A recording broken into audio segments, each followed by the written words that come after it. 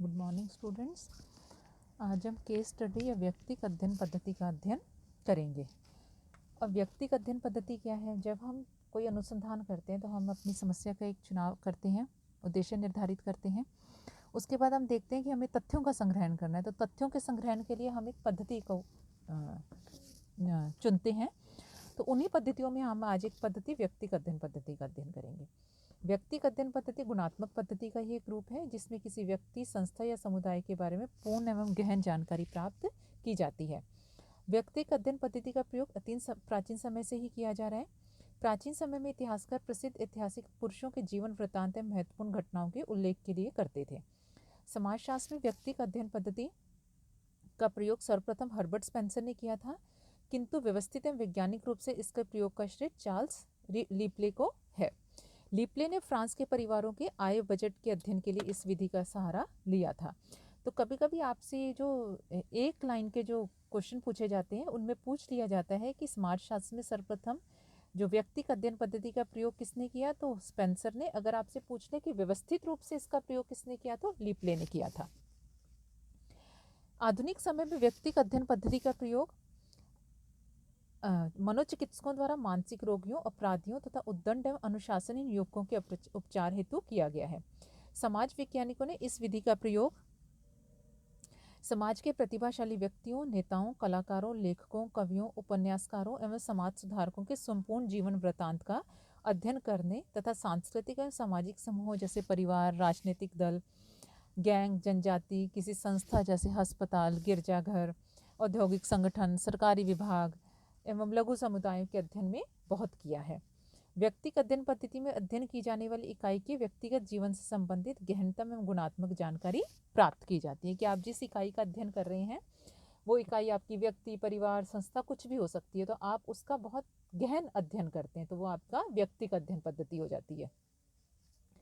एम.ई. Watson के अनुसार जब हम किसी इकाई के विशेष पहलू अथवा उसके संपूर्ण क्षेत्र तथा सामाजिक अंतर संबंधों को सांस्कृतिक पृष्ठभूमि में रखकर उससे संबंधित तथ्यों का संकलन करते हैं तो उसे वैज्ञानिक अध्ययन पद्धति कहते हैं। चूंकि इस विधि के द्वारा मानव व्यवहार का सूक्ष्म, गहन, विशिष्ट और विस्तृत विवरण प्राप्त किया जाता है, इसी कारण बर्गेस ने इस विधि को सामाजिक सूक्ष्म दर्शक यंत्र कहा है। हम यहाँ वैज्ञानिक पद्धति के विभिन्न पक्षों पर विचार करेंगे। तो हम पहले इसका अर्थ और परिभाषा देखेंगे। तो अर्थ, जब हम इसका परिभाषा देखते हैं तो हम देखते हैं कि विभिन्न विद्वानों ने इसकी परिभाषाएं दी हैं। प्रथम हम देखेंगे बीसेंज एवं बीसेंज के अनुसार। इनके अनुसार वैज्ञानिक व्यक्तिक अध्ययन पद्धति गुणात्मक विश्लेषण का ये रूप है। तो सबसे पहले आप ये ध्यान रखिएगा कि जो व्यक्तिक अध्ययन पद्धति है उसे आप गुणात्मक अध्ययन पद्धति कहते हैं, गणनात्मक नहीं कहते। आप किसी व्यक्ति या संस्था या जिसका भी अध्ययन कर रहे हैं, आप गणनात्मक अध्ययन नहीं करते, आप गुणात्मक अध्ययन करते हैं। तो बीसेंज एवं बीसेंज के अनुसार व्यक्तिक अध्ययन पद्धति गुणात्मक विश्लेषण का ये एक रूप है जिसमें एक व्यक्ति, एक परिस्थिति या संस्था का सावधानी पूर्वक तथा पूर्ण विश्लेषण किया जाता है। श्रीमती यंग के शब्दों में व्यक्तिक अध्ययन पद्धति किसी एक सामाजिक इकाई, चाहे वह एक व्यक्ति, एक परिवार, एक संस्था, एक सांस्कृतिक समूह अथवा संपूर्ण समुदाय ही क्यों न हो, के जीवन की खोज तथा विश्लेषण की एक पद्धति है। तो हमने देखा कि व्यक्तिक अध्ययन पद्धति क्या है कि आप चाहे एक व्यक्ति चुने, परिवार चुने, संस्था चुने, समुदाय चुने, आप उसके जीवन की खोज तथा विश्लेषण करते हैं और बहुत गहन और गुणात्मक खोज और विश्लेषण आप उसका करते हैं। गिडिंग्स के अनुसार अध्ययन किए जाने वाला व्यक्तिक विषय केवल एक व्यक्ति अथवा उसके जीवन की एक घटना अथवा विचारपूर्ण दृष्टि से एक राष्ट्रीय इतिहास का एक युग भी हो सकता है।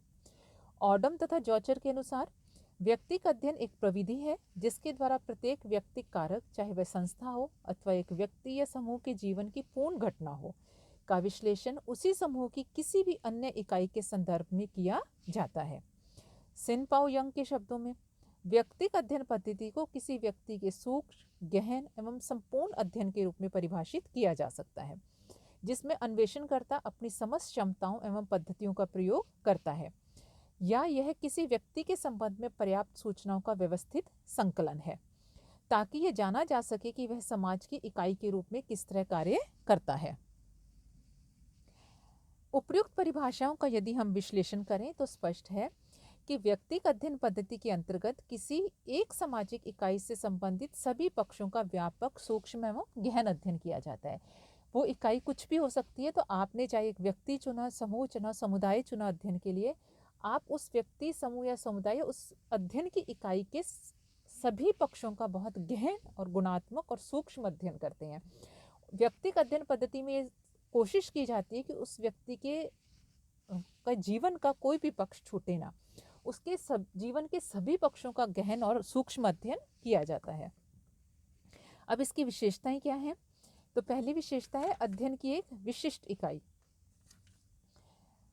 व्यक्तिगत अध्ययन पद्धति में अनुसंधानकर्ता किसी एक विशिष्ट इकाई का अध्ययन करता है। यह इकाई कोई व्यक्ति, परिवार, समूह, राष्ट्र, संस्था, जाति, उपजाति कुछ भी हो सकता है। इस संदर्भ में एक बात और याद रखिए आप कि अध्ययन की जाने वाली इकाई छोटी होने पर उसका अध्ययन गहन एवं सुविधापूर्वक किया जा सकता है। कि अगर आप किसी व्यक्ति को चुनते हैं तो हम उसका अध्ययन अधिक सुविधापूर्वक और गहनता से कर सकते हैं, बजाय अगर आप एक समुदाय या जाति को चुनते हैं तो गहन अध्ययन होता है। व्यक्तिगत अध्ययन पद्धति के अंतर्गत इकाई के बारे में सूक्ष्म एवं गहन जानकारी प्राप्त की जाती है। संबंधित इकाई का उसके भूतकाल से लेकर वर्तमान तक का कालक्रम में अध्ययन किया जाता है। ऐसे अध्ययनों में इकाई का ऐतिहासिक अध्ययन होने के कारण समय भी अधिक लगता है और धन भी। गहन अध्ययन के लिए समस्या के सभी पक्षों एवं घटनाओं का संबंध ज्ञात किया जाता है। संपूर्ण अध्ययन व्यक्तिगत अध्ययन में किसी इकाई अथवा घटना के किसी एक पक्ष का नहीं, वरन उसके समस्त पहलुओं का अध्ययन किया जाता है। इसमें इकाई के समस्त जीवन को ही अध्ययन का केंद्र बनाया जाता है। इसमें व्यक्ति या संस्था के सामाजिक, धार्मिक, राजनीतिक, आर्थिक, सांस्कृतिक, मनोवैज्ञानिक, भौगोलिक, दार्शनिक सभी पक्षों का अध्ययन किया जाता है। गुड एवं हार्ट ने लिखा है कि यह ऐसी विधि है जो किसी सामाजिक इकाई को संपूर्णता में देखती है। कि आप जब उसका, इनका कहने का मतलब है कि आप जब किसी इकाई का अध्ययन करते हैं, उस इकाई के सभी पक्षों का अध्ययन करते हैं, तो आपने एक तरीके से उस इकाई को उसकी संपूर्णता में अध्ययन किया। और हम इस अध्ययन में ये मानते हैं कि हम अध्ययन बहुत गहन और सूक्ष्मता से करते हैं उस इकाई का। तो इनका ये कहना है, डॉक्टर गुड एंड हार्ट का, कि आपने उस इकाई का संपूर्णता में अध्ययन किया है। श्रीमती पीवी यंग ने भी लिखा है कि इसमें व्यक्तिगत तथ्यों को उनके संपूर्ण जीवन चक्र के रूप में संकलित किया जाता है। नेक्स्ट इसकी विशेषता गुणात्मक अध्ययन। तो हमने जब टॉपिक स्टार्ट किया था तो हमने तब देखा था कि हमें यह बात ध्यान रखनी है कि हम जब इसमें किसी इकाई का अध्ययन करते हैं तो हम उसका गुणात्मक अध्ययन करते हैं। तो आपसे पूछा जाए कि गुणात्मक अध्ययन की पद्धति कौन सी है, तो आप व्यक्तिगत अध्ययन पद्धति को लिखेंगे। इस विधि में इकाई के संदर्भ में गुणात्मक तथ्यों का अध्ययन किया जाता है, न कि संख्यात्मक का। दूसरे शब्दों में इकाई के बारे में आंकड़ों और संख्या पर कोई ध्यान नहीं दिया जाता। निष्कर्ष भी संख्याओं में प्रकट नहीं किए जाते। इसमें इकाई का जीवन, इतिहास और वर्णनात्मक उल्लेख तैयार किया जाता है। इसमें व्यक्ति के जीवन की घटना, प्रेरक तत्वों, आशाओं एवं आकांक्षाओं आदि का अध्ययन किया जाता है, जिन्हें संख्याओं में प्रकट नहीं किया जा सकता। नेक्स्ट इसकी विशेषता है कारकों का अध्ययन। व्यक्तिगत अध्ययन पद्धति में किसी इकाई या समस्या को प्रभावित करने वाले कारकों एवं परिस्थितियों का पता लगाया जाता है।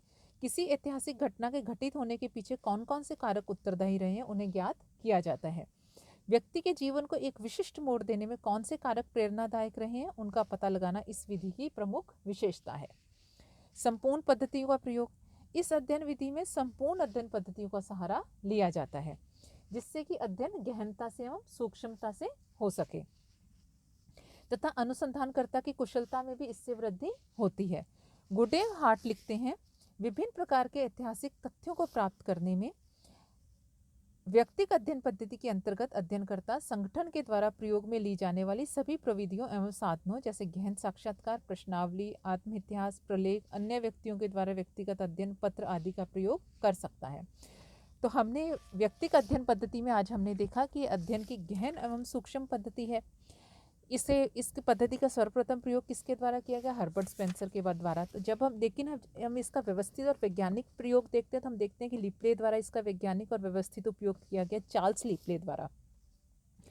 तो ये अध्ययन की कैसी पद्धति है कि इसके अंतर्गत आप किसी भी इकाई के संपूर्ण जीवन को या उसकी इकाई को संपूर्णता में देखते हैं। बहुत गहन और सूक्ष्म अध्ययन किया जाता है। तो आपने व्यक्तिगत अध्ययन पद्धति में माना जाता है कि अनुसंधानकर्ता की कार्यकुशलता में भी वृद्धि होती है। इसमें अध्ययन की एक विशिष्ट इकाई होती है कि हम सभी इकाइयों को चूज नहीं करके कि हम एक इकाई को चूज करते हैं और अपना ध्यान हम उसी इकाई का सूक्ष्म अध्ययन करने पर केंद्रित करते हैं। आप इसमें गहन अध्ययन करते हैं। उस इकाई का जो हमने चुनी अध्ययन के लिए, उसका संपूर्णता में गहन और गुणात्मक अध्ययन किया जाता है। गुणात्मक अध्ययन की एक पद्धति है, कारकों का अध्ययन किया जाता है, संपूर्ण पद्धतियों का इसमें प्रयोग किया जाता है। तो इस व्यक्तिगत अध्ययन पद्धति में हमने देखा कि यह अध्ययन की बहुत ही गहन, सूक्ष्म और गुणात्मक अध्ययन पद्धति है। धन्यवाद।